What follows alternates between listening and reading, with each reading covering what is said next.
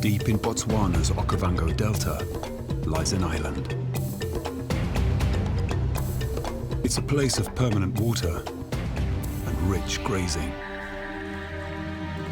Desirable territory for many.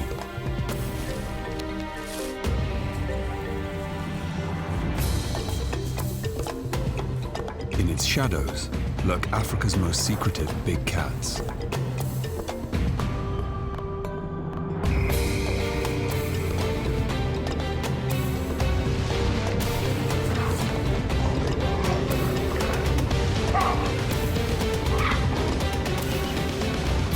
Here, 3 leopards are forced to share the same territory and live an increasingly uneasy coexistence.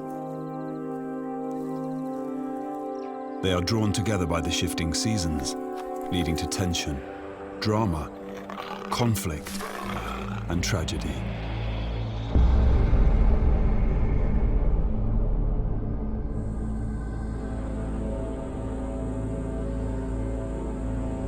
The undisputed ruler of this territory is the dominant male leopard, Buddha, a 5-year-old sturdy individual in the prime of his life. Moving in and out of Buddha's domain is one of his females. She specializes in climbing the tall ebony and Kigelia trees of Moremi. She is called Mosweo, the Pale One.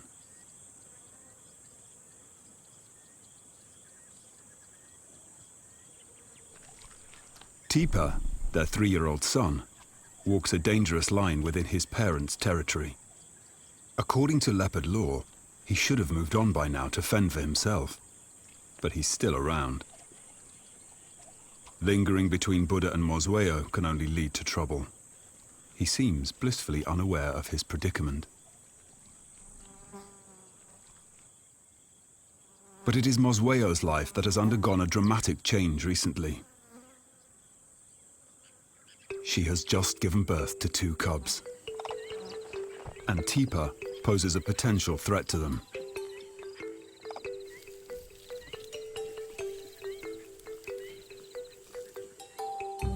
Her litter emerges from her carefully concealed den. She has fared well so far. Her 2 cubs were born in a bountiful summer.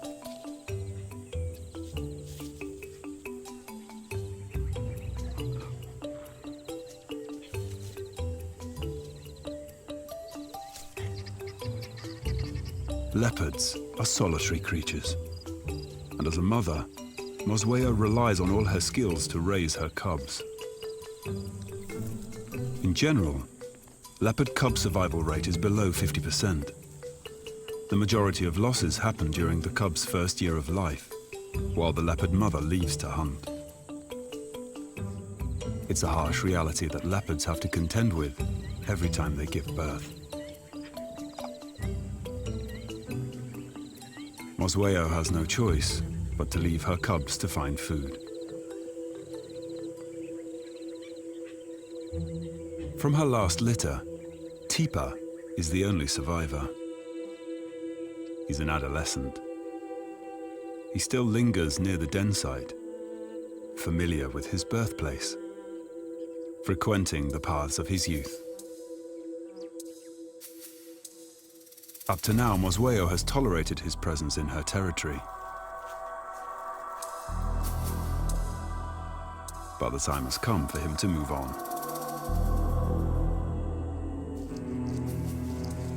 Mosweo is on the warpath. She walks with purpose, her tail held high.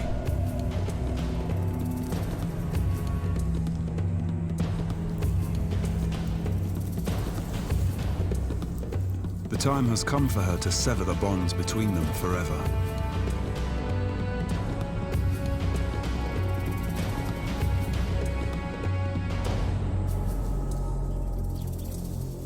Mosweo marks her territory near his tree.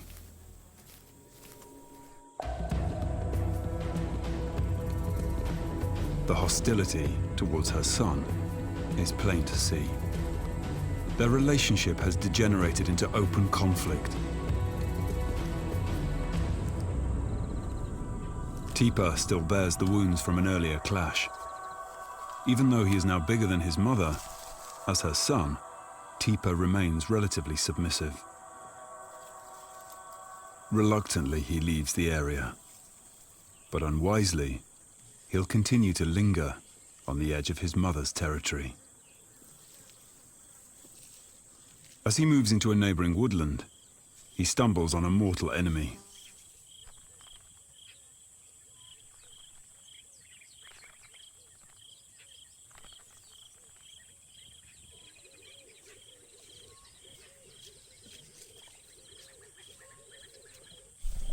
The lion's scent carries, and he's alerted.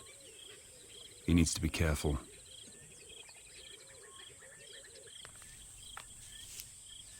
His first few days in unfamiliar territory are dangerous, and he's extremely vulnerable. Lions are the leopard's biggest threat. Not only would they kill cubs, but they'd tear Teepa limb from limb. He has to skirt around them silently. With the threat to her cubs dealt with, Mosweo can now concentrate on the one thing she does best: hunting.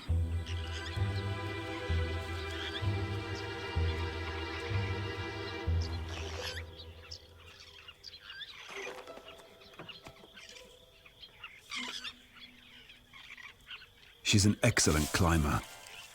She likes a good vantage point, 7 or 8 meters above the ground.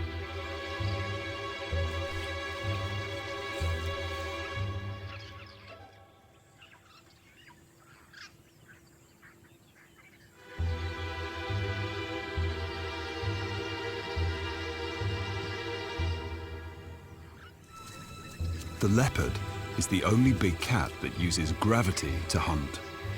Mosweo is an expert at it.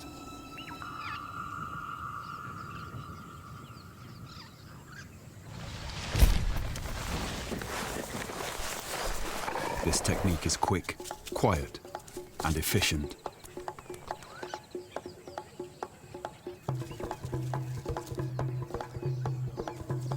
But the impala alarm calls are a dead giveaway that a predator is operating in the forest.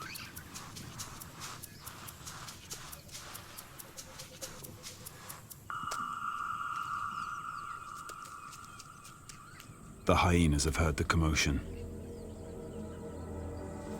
She needs to hide the kill before they see her. They hunt in packs. They're strong and aggressive. Worse, hyenas kill leopard cubs. She cannot let them find her den.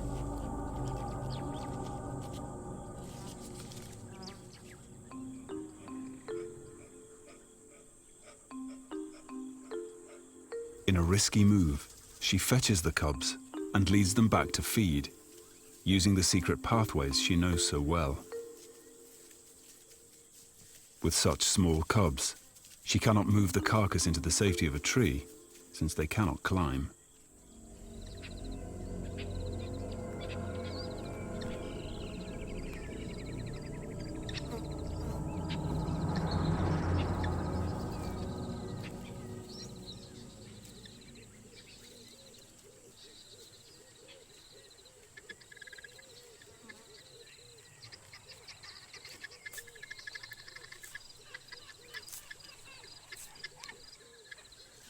Down on the ground, they are all exposed to danger. Staying well hidden is their only option.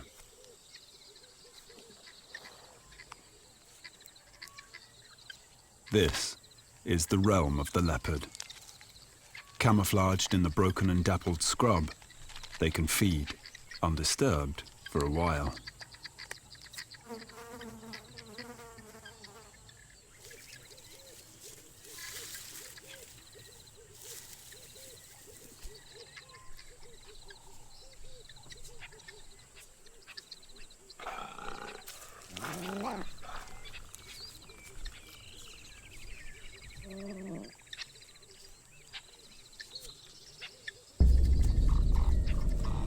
But the hyenas can smell the kill.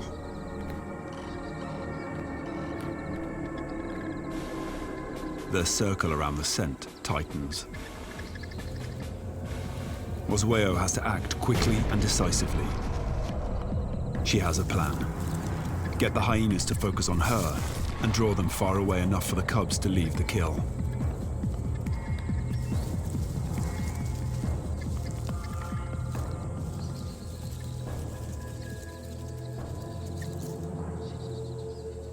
Leopards constantly walk a fine line between safety and danger. As solitary cats, they have struck a perfect balance. But for a mother, this balance can mean sacrifice.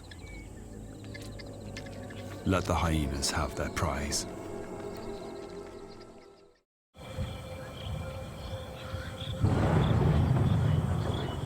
Dead Tree Island changes radically with the seasons. It's one of the few places with permanent drinking water. But in summer, its herbivores rely on the rains for good grazing.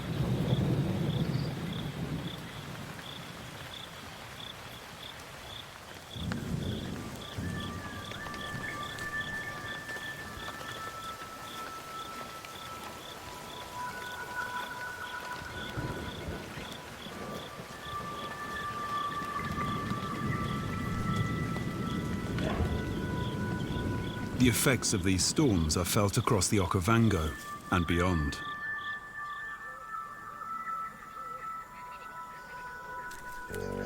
The result is a welcome flourish of green.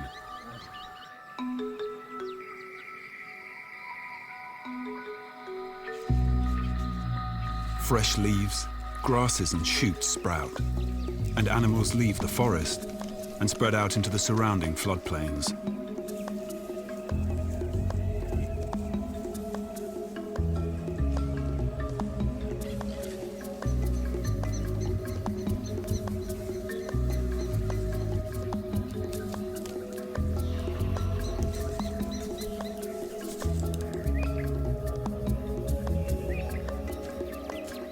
This abundance of water and food brings on the birthing season for impala, one of the leopard's favorite prey.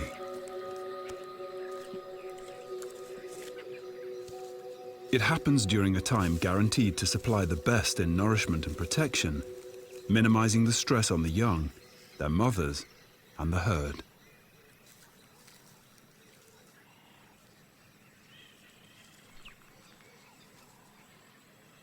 But the newborn impalas are highly vulnerable and face a variety of threats.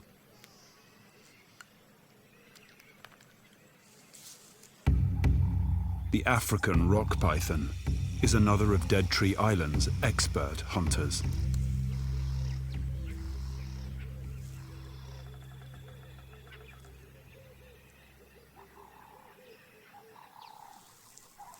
Muscular coils squeeze the life from its prey, asphyxiating it. It swallows the calf whole by extending its jaws using specialized hinges.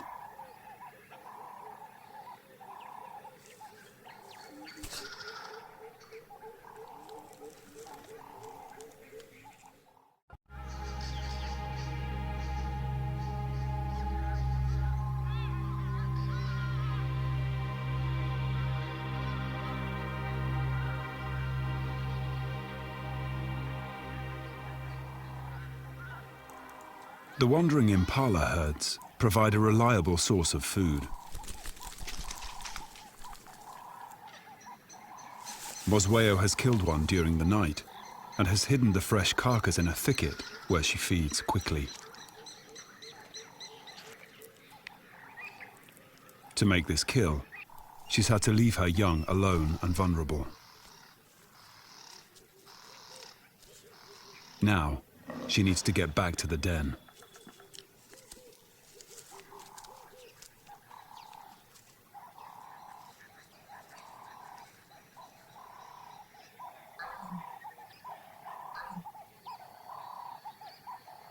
As Mosweo approaches the den, she senses danger.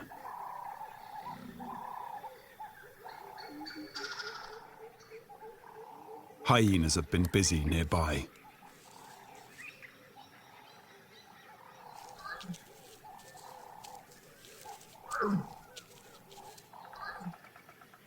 Her gentle calls are low and don't carry far, meant only for the ears of her cubs.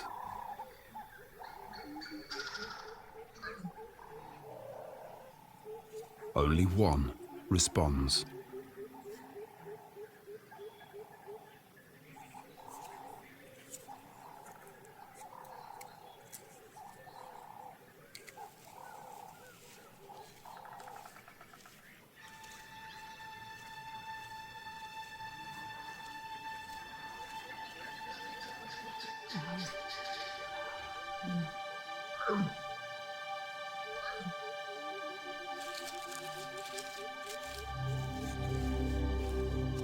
The nightmare of all mothers now falls on Mosweo.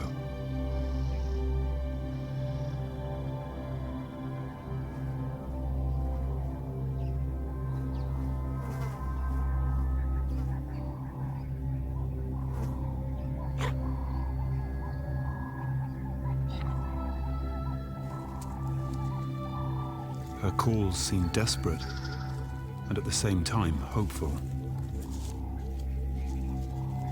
Her own flesh and blood has been taken from her in just one night.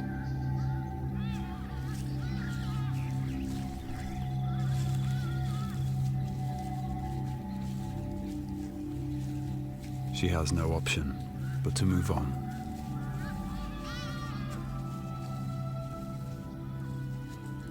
In a leopard's life, there is no time to mourn the dead. The cub is growing, and it needs meat in its diet.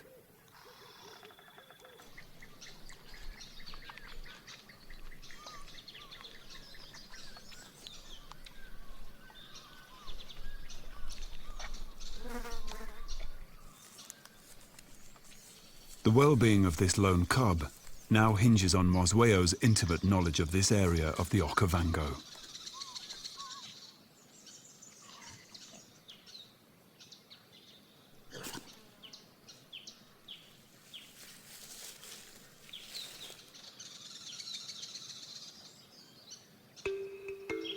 The rains have stopped, and all around Dead Tree Island, the vegetation is beginning to brown. The animals sense this.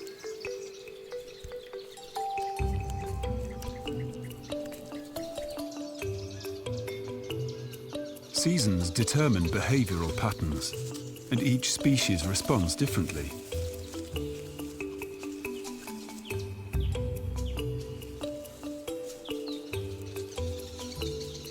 Kudu males choose a suitable female, courting her with gallant displays.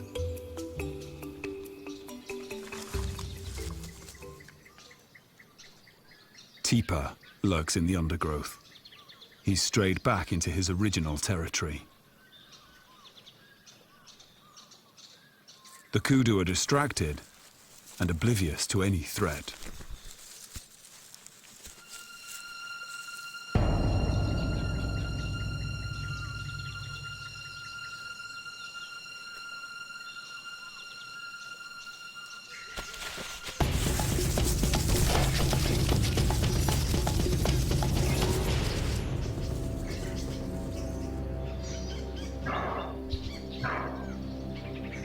But Tipa's lack of experience is plain to see.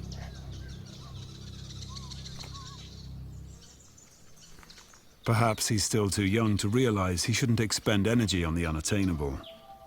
Prey the size of a kudu is out of his league.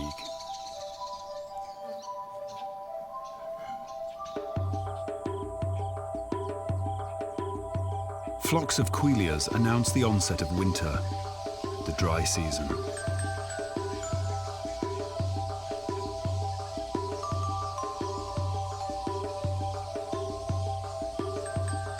Many animals gravitate to the Dead Tree Island area for the permanent water.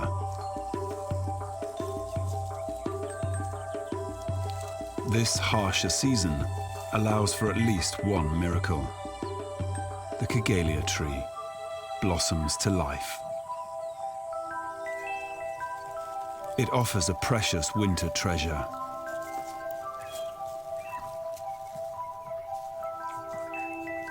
Flowers filled with nectar. Baboons drink from the crimson chalice.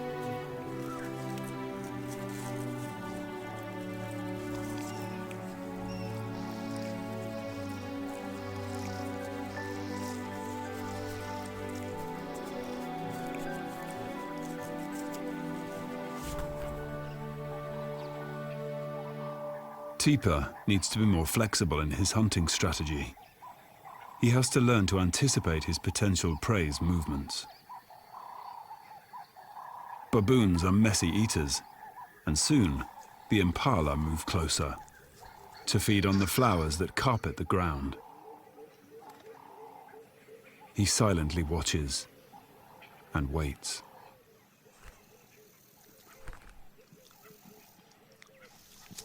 He needs the impala to come to him.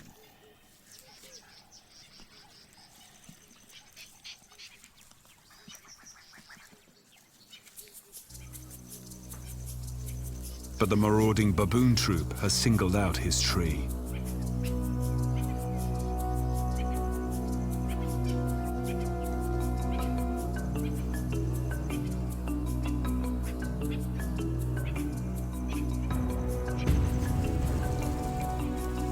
He's not as powerful as Buddha. They will not tolerate Teeper's presence. If they catch him, they'll try to kill him.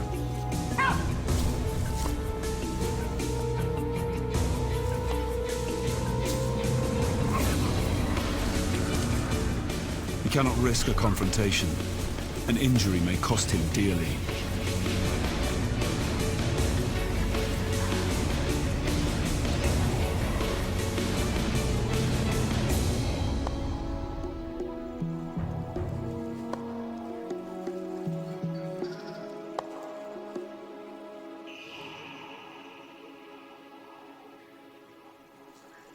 Mosweo watches from a safe distance, keeping track of the conflict.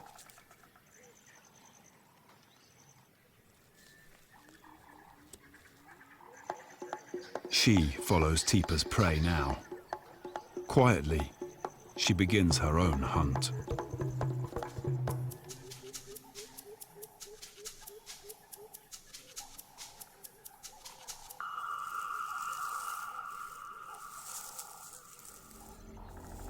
She finds a tree ahead of the herd, hoping that the flowers will draw the impalas beneath her.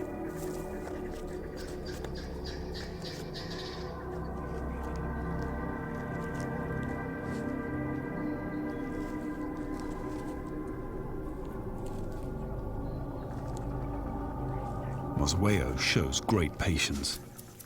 She watches the antelope's moves and identifies her target.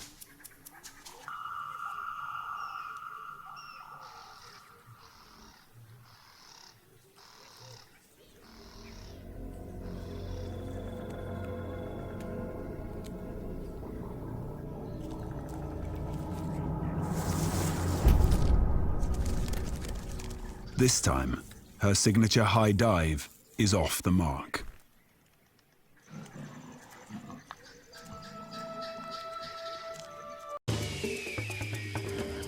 This show was created for you and your family to watch together. Welcome to Nat Geo Wild.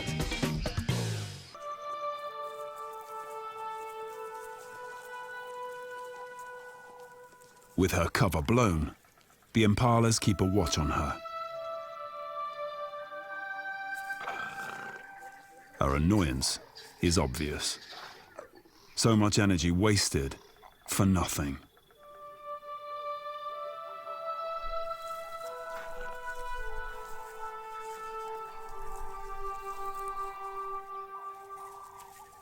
But she has to keep moving. She's out in the open, and the baboons are still in the area. But things only get worse. The impala alarms have alerted the lions.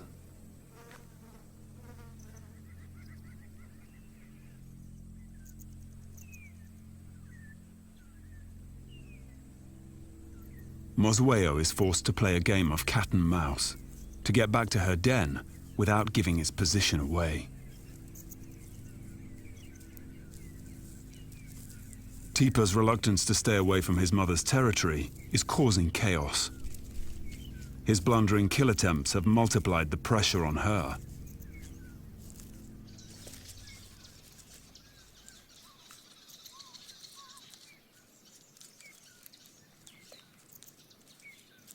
She is relieved to find her cub safe and well.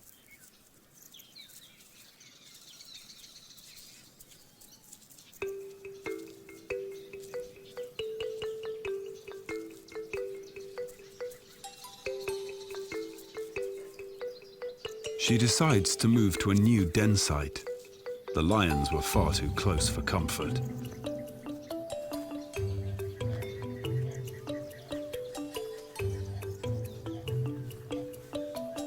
Her remaining cub, now 5 months old, is showing her character.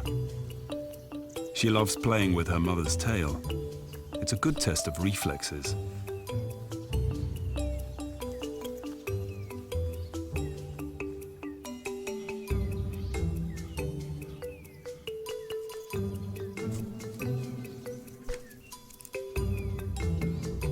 Hidden in the dry grass, Mosweo rests, regaining her strength before she starts hunting again.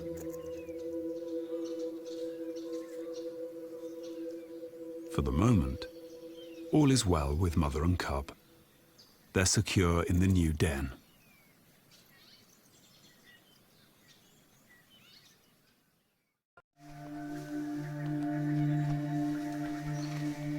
Winter forces the elephants in from the surrounding desert.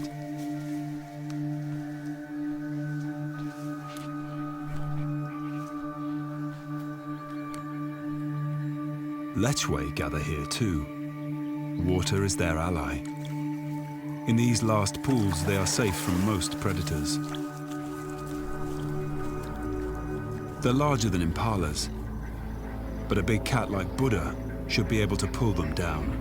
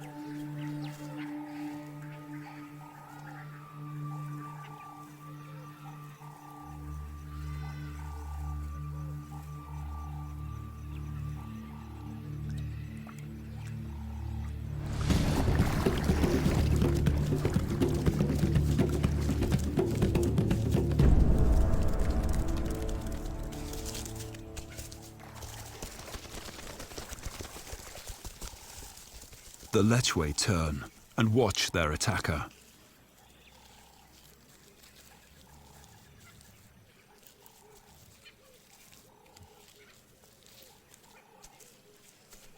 They take in his smell, burning it into their brains for future reference, making sure Buddha leaves the area.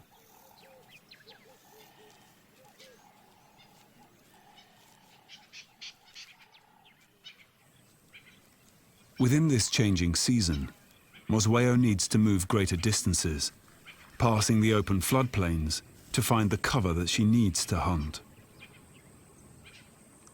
She's following the movements of her prey, but so are the other predators.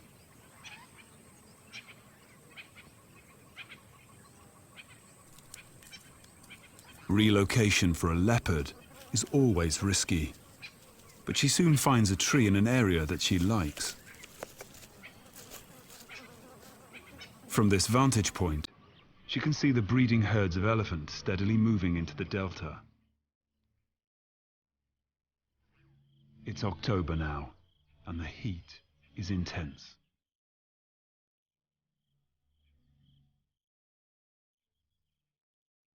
The floods that brought life to the region have almost all evaporated now.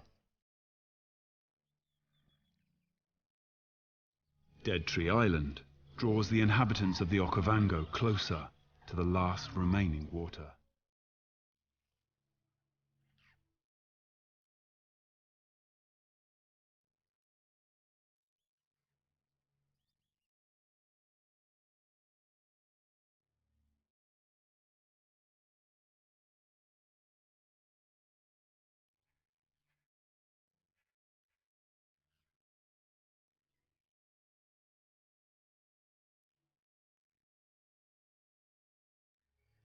The last flooded pans now hold the fate of all these characters.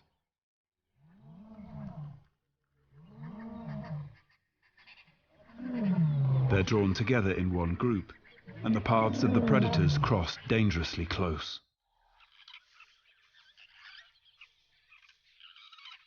Mosweo's cub is now at an age where she begins to explore further. It's high time she learned how to climb.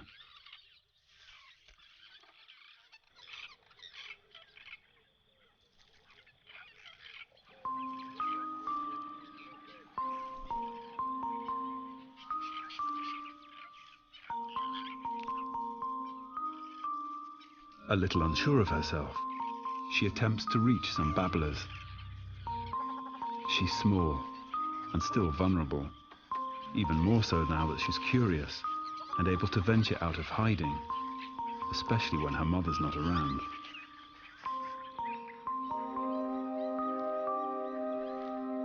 Mosweo is far off, hunting. She doesn't often come to this part of the island, and she leaves her mark to enforce her presence.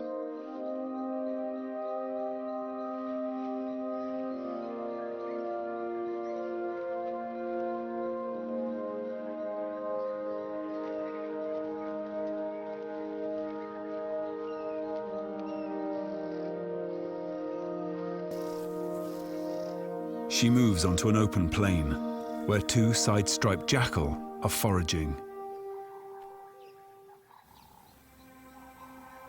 In this season of hardship, Mosweo takes advantage of any opportunity that presents itself.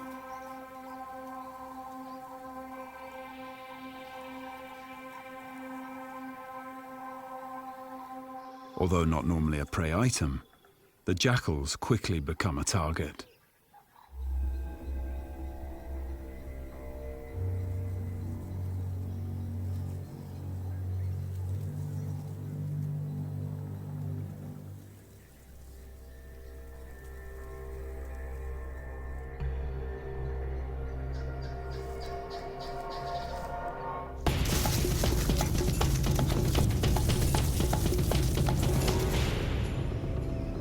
But the side-striped jackal is no fool and has an impressive turn of speed.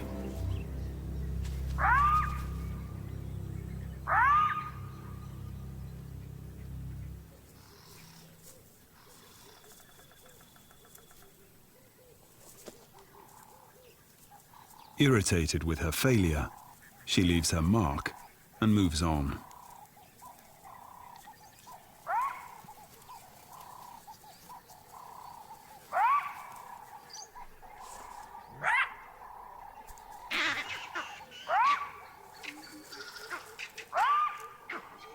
The jackal's barks are echoed by vervet monkeys, chattering in the distance.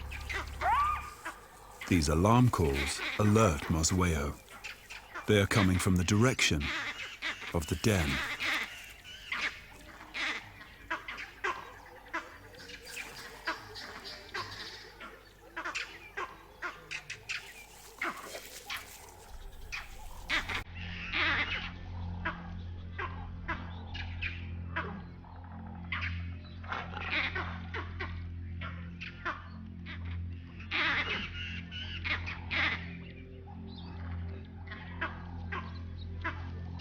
Mosweo treads lightly as she moves closer to the place pinpointed by the monkeys.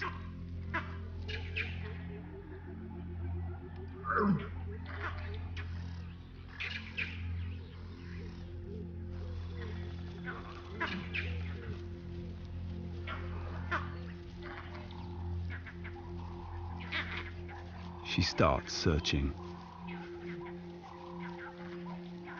But what she finds is shocking.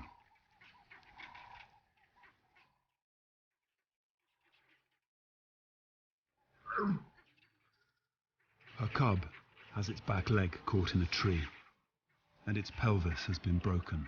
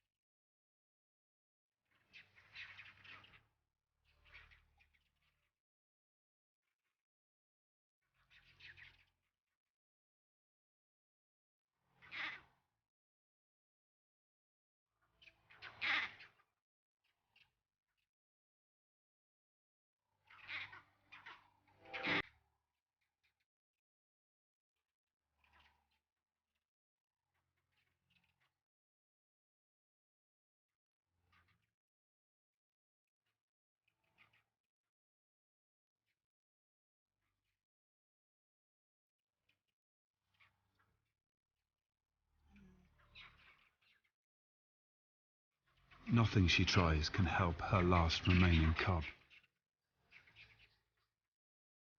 No gentle nudge, no affectionate encouragement, perhaps an invitation to a last game.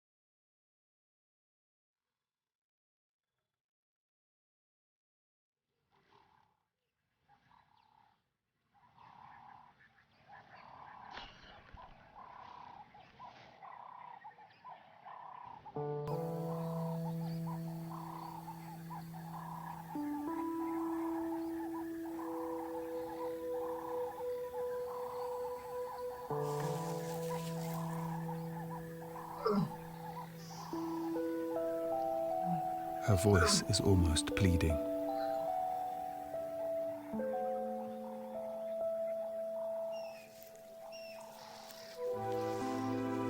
A last attempt, and the cub's leg is freed.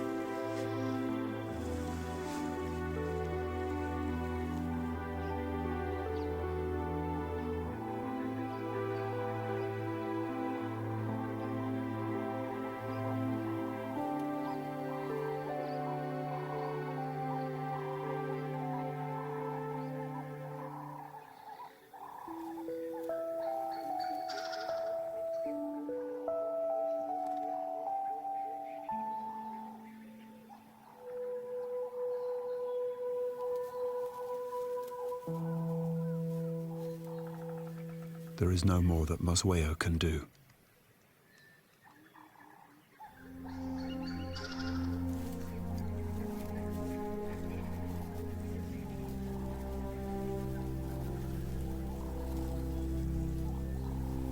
With all her remaining strength, the cub pulls herself to her final resting place.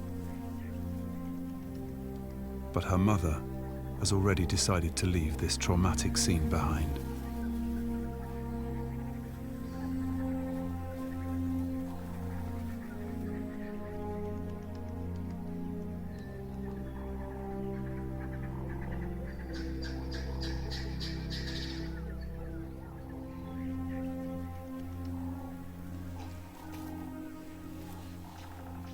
Mosweo seems to try to rub away her sense of loss. Is this the way a leopard mourns?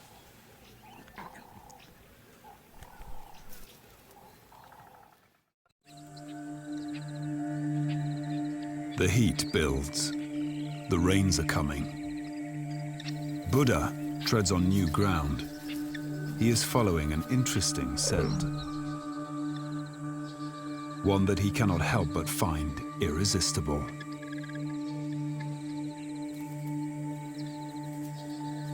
It comes from this leopard. A new female has entered his territory. She is larger and stronger than Mosweo, and she brings the promise of fresh genes to Dead Tree Island.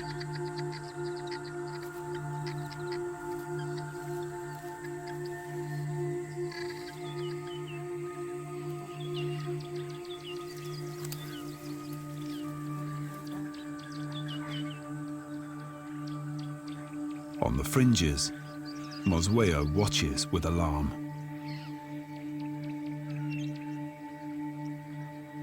Buddha's senses trigger an uncontrollable need to cloak himself in the new female scent. Hers is not any smell. It is the perfume of a female in estrus. Mosweo follows his footsteps. His calls are low and clear, but she knows he's not calling her. What she smells is not appealing. The scent of another female, a rival. Instinctively, Mosweo tries to mask any hint of her challenger's presence, but she's too late.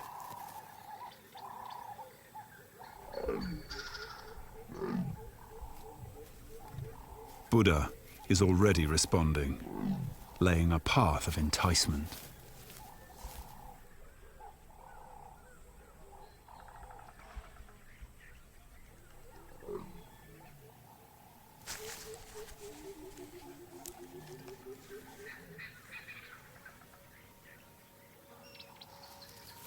The new female is quick to take up his invitation. Mosweo retreats. Her efforts are futile.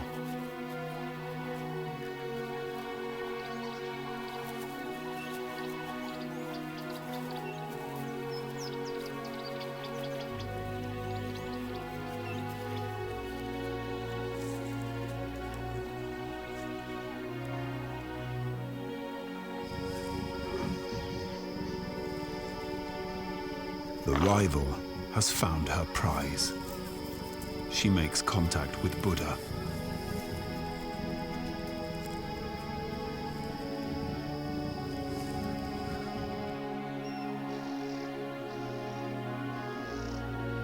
Mosweo leaves the place where she gave birth, perhaps to seek out another territory and a new partner.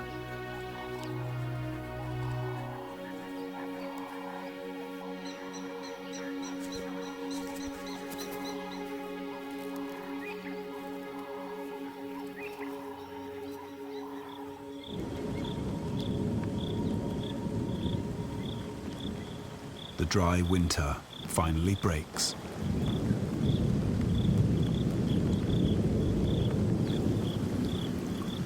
And the change in season coaxes Buddha to mate.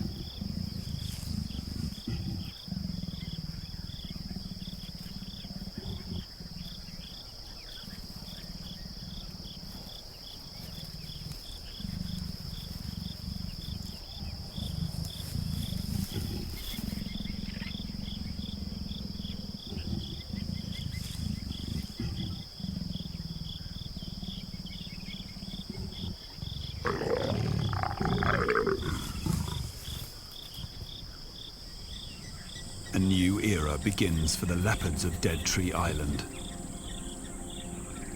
They mate for days, and by the end of it, the new female will hold the seed of new cubs.